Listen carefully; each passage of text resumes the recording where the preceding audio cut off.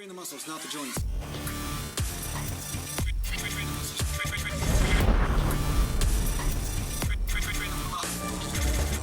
Welcome back to Natural Glam Bodybuilding, and today I'm going to talk to you a little bit about genetics and if genetics is all it takes to be a good natural bodybuilder. Now, you always get these types of comments and there is some relevance to this. I mean, you need genetics in order to accomplish anything in any sport. I mean, there's going to be a certain physical disposition that certain people have for one sport over another, right? I mean, if you look at basketball players, a guy that's 7'8" is going to have an advantage over a guy that's 5'2", right? I mean, this is just a fact, right? But that said, it doesn't mean that genetics is the only thing. I mean, there's a certain amount of practice that has to go into becoming good at any sport, along with proper nutrition, because the truth is that when you're competing at a national level or a professional level, everybody up on that stage has good genetics, every one of them.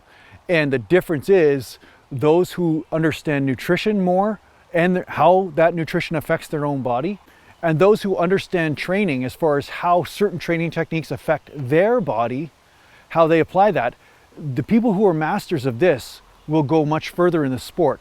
So the one thing I find that really limits people is not only discipline, because discipline is the obvious one, right? There's some people that are out partying and drinking all weekend and stuff like that. We know lots of sports careers that have been ruined by the party lifestyle, right?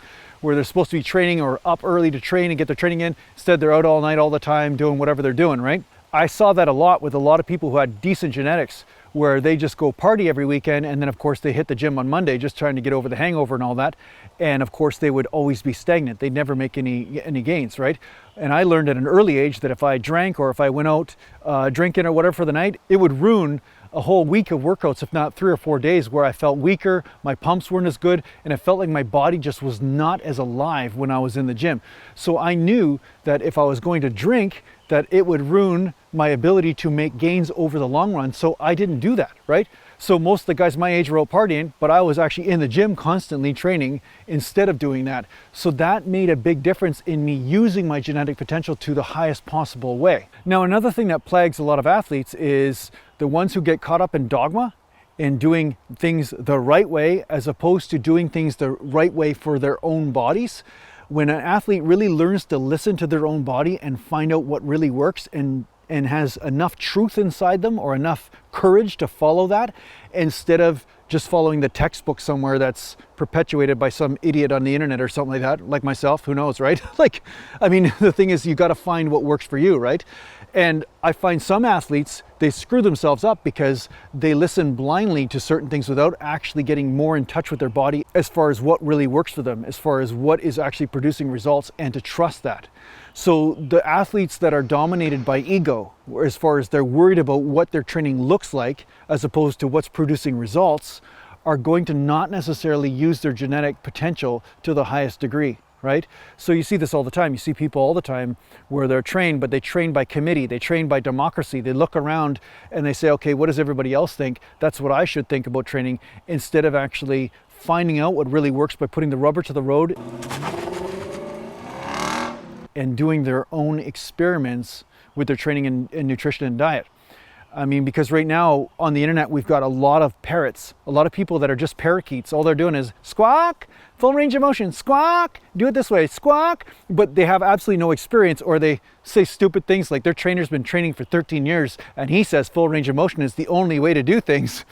Meanwhile, like, where are the results? I mean, just because somebody's been training a few years doesn't necessarily mean that they know what they're talking about, especially when they make blanket statements that everything applies to everybody equally, right? That's the thing. Like, if you see somebody telling you that you're supposed to move exactly the same way as everybody else on the planet, I mean, run. Just run. Just go to another YouTube channel or something, but just run from that person, because what's the point of having a personal trainer in your life if the personal trainer isn't personal? They're public. They're saying everybody should train exactly the same. You know, it's like, it's not going to be quite so general for everyone.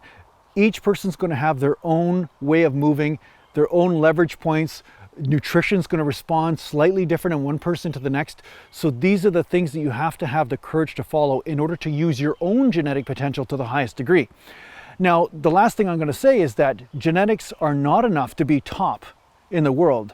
They're enough to look better than the average dude. maybe to look better than your next door neighbor, but they're not enough to be at the elite level in the professional sports level, because you have to train, you have to eat properly, and you have to apply this for years in order to get the most out of your own genetic potential.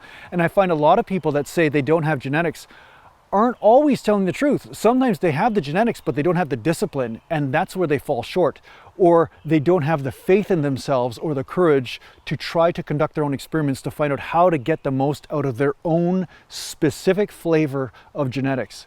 So yeah, don't be one of the sheep, you know, try to find out what works for you, and don't write yourself off so quickly just because you might not look exactly the same as somebody else. You might have your own strengths and gifts to share as well if you dare to explore it and dare to really put the effort in and discipline over a long period of time. So I hope this helps you out in your training. I hope this helps you realize the greatness that you are, because that's really the truth, really, you know, regardless of whether your bicep has a different shape than somebody else's. Because yeah, some of these things are going to be genetics, because shape is going to be genetics in a lot of cases.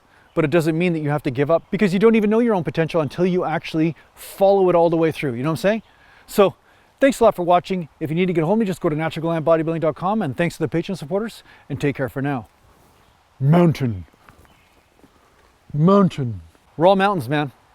We're all mountains.